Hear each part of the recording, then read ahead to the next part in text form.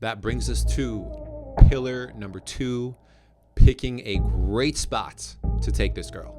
When picking a first date spot, there's going to be 3 checks you're looking for. The first one is that it's a fun, intimate space. The second one is that it's public with other people, yet you two still can kind of have your own conversation going on. And the third one is it's any place where the environment and the energy there feels like a we factor, like it's us together, not you versus me. So let me first explain 3 places that you definitely don't want to go to that a lot of guys think is a good idea. First one is the movies, a play, a show, anything of that nature. Like, goddamn, man, you can't talk. And then 2 hours later of silence next to a stranger, it's time to go home.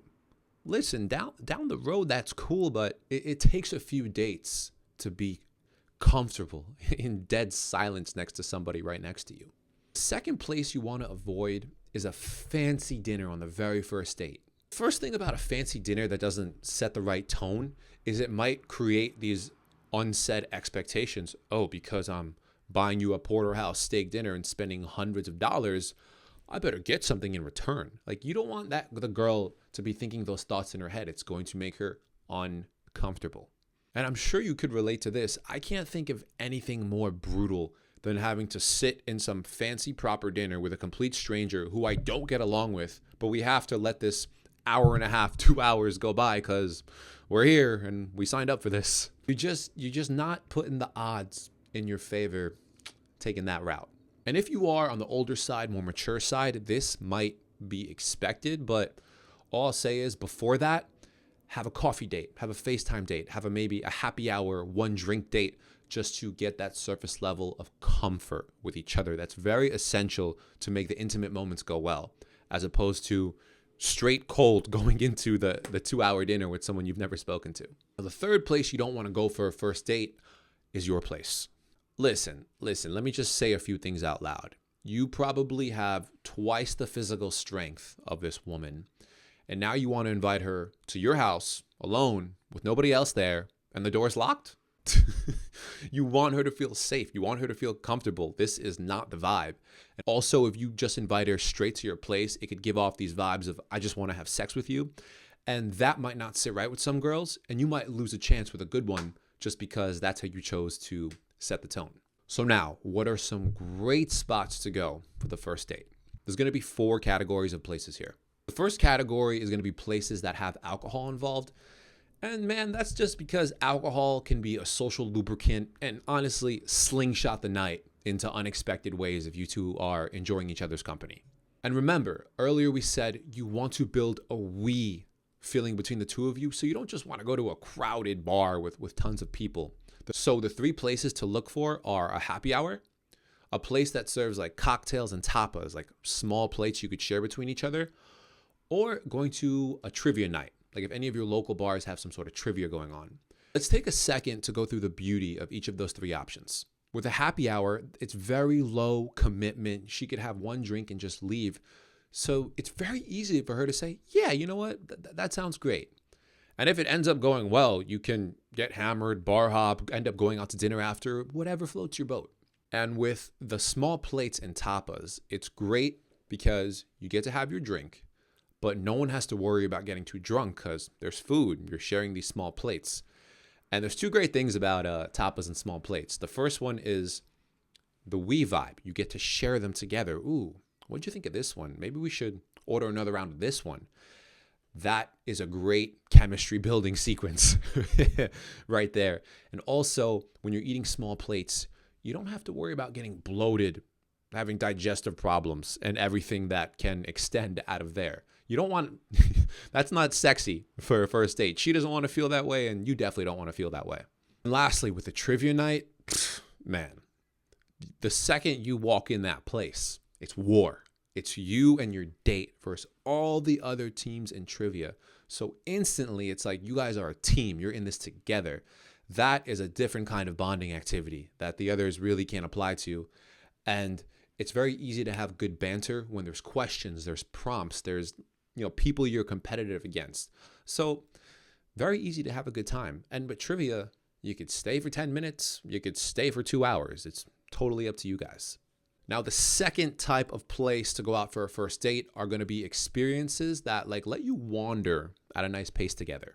So for this, we're talking farmers markets, we're talking the park, or maybe like a light walking through nature trail. Don't think full on hike. That's too isolated, and maybe she's not into exercising. You're just assuming things then. But when you walk through a farmers market, you can both like kind of spread out a little bit, vibe on your own, and look what I found. Look what I found. Like, what do you think of this? And with the park, you can walk, you can sit on a bench, you can do a picnic style, you can people watch. And there's something about being out in nature with the wind, the birds and the bees and the dogs and people playing ball and stuff like that. It's very easy to make conversation and have just intimacy develop between the two of you in such a beautiful scenery versus being like locked up in the corner of some dark restaurant. And the same goes for, walking on a nature trail together. Something about the scenery just brings out nice topics of conversation that it makes it easy versus being in this like loud environment with all this external stimulation going on. So now we got the third place to take her on the first date. These kinds of places are going to be especially good if you're not a great conversationalist. You struggle to kind of have just witty banter. You freeze up. And all these places are going to have distractions of cool things to look at. We're talking museums, zoos, aquariums. Going through these places, you can just watch on the surface, look at the big exhibits, look at the big animals, or you can go up to a piece of art, read the history on it. You could learn something. You could share it with each other. There's so many layers to these places, and you really can make what you want out of it. The big theme with the three of them is that they're all going to have things that you can discuss. So if you run out of stuff to say, oh, what do you think about this? And everyone wants to share their input. So it's very easy to get lost in conversation. Now, the fourth kind of place, if you actually aren't great at conversation, this seems tough on the surface, but because of the activities you're doing, it makes it really easy to just be nonchalant and be yourself. We're talking mini golf, bowling, driving range, or an arcade. What's beautiful about this is they're all low concentration activities. And it's very easy to like playfully flirt with each other, become competitive, maybe touch each other a little bit, very playful with your tone of voice. So building connection, it's second nature. Building connection is a side effect of just having fun with the mini golf, of having fun with the arcade games. This is a place where even making fun of the person is bringing you two closer to each other. Now, lastly, to wrap up picking a spot, this is the most important thing I'm going to say here. When you're debating, where should I take her? Don't think for a second, what would she like? What would impress her? What would make her think this was the best date ever? When you're thinking through that space, that state of mind, you're setting yourself up for failure. Earlier, we said you want to create comfort, you want to create connection, you want to lead. So pick a place where you're going to be comfortable. Pick a place where you're going to have fun. Pick a place where you are going to feel at ease. Because if all those things are in the air, making the girl feel comfortable, having a good time, having fun, it comes easy. And you being at ease will allow the girl to feel safe and to feel comfortable with you. Lead the situation. So now we got pillar number 3, the etiquette of the first date. What to do on the day of, all these little nuances to make sure you are setting yourself up for success. Firstly, let's talk about the logistics. As far as where should we go? What time should we go? What best suits you? Feminine energy and figuring out logistics and all that does not work. If this girl has to pick the time, if this girl has to figure out what part of town you guys should hang out at, she's acting in the masculine role. You don't want her to be in the masculine role. Otherwise, she can't be feminine and loving and expressive and sexual and all these things you want to feel when you're with her. So the first thing is you handle all of the logistics, get her to agree with them, and you'll see her there.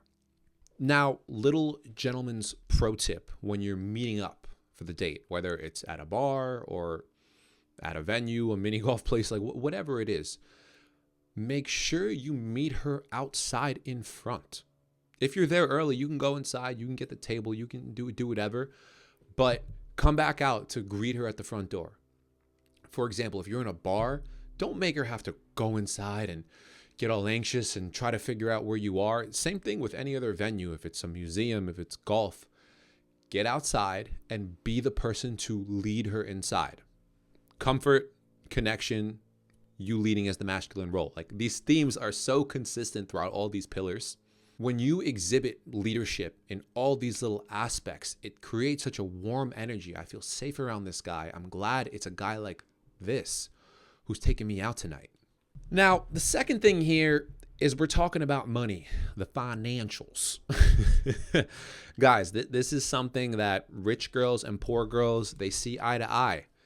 And that is that you're paying for the first date, no matter what. And let me explain to you why. Besides the obvious reasons, you are asking for this person's company. You are asking them to compromise their 2-3 hours, compromise their Friday night, getting ready for an hour and commuting to wherever you are to see you because of your request. Of course you're paying for their time. And down the road, when you guys are dating and seeing each other, listen, every couple's got their own system of balance. That's something you deal with down the road, but you pay for the first date. So if money is a factor, which it is for most people on this planet, there's a few principles you got to abide by. When picking a spot, first establish, what am I even comfortable with spending? Is it $30? Is it $100? Is it $250? Because you want to pick a place that you can go there and enjoy yourself at. Have like a lavish meal. You don't want to go to a fancy restaurant and you can't afford drinks. You can't afford appetizers and just share a porterhouse steak. You need to pick a place that if you two went there and really enjoyed yourselves, appetizers, entrees, sides, drinks, even some dessert, you have to be able to comfortably afford that bill with zero emotion towards it. A man worried about his money, he can't be charming. He can't be at his best potential in the date if he's stressing about not even being able to afford the date that he's on right now. Let me explain something to you real quick.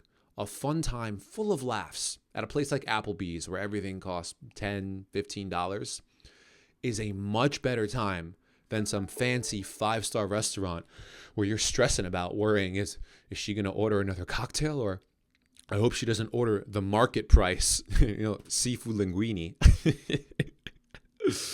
And listen, nothing is wrong with balling out despite it being financially irresponsible. It's actually one of the greater joys in life, actually. But just make sure when and if you do that decision, there's intention behind it. So even though you're spending a lot of money, you're here to submerge in that decision and enjoy yourself while you do it. That right there covers all the basic etiquettes of any first date you go on.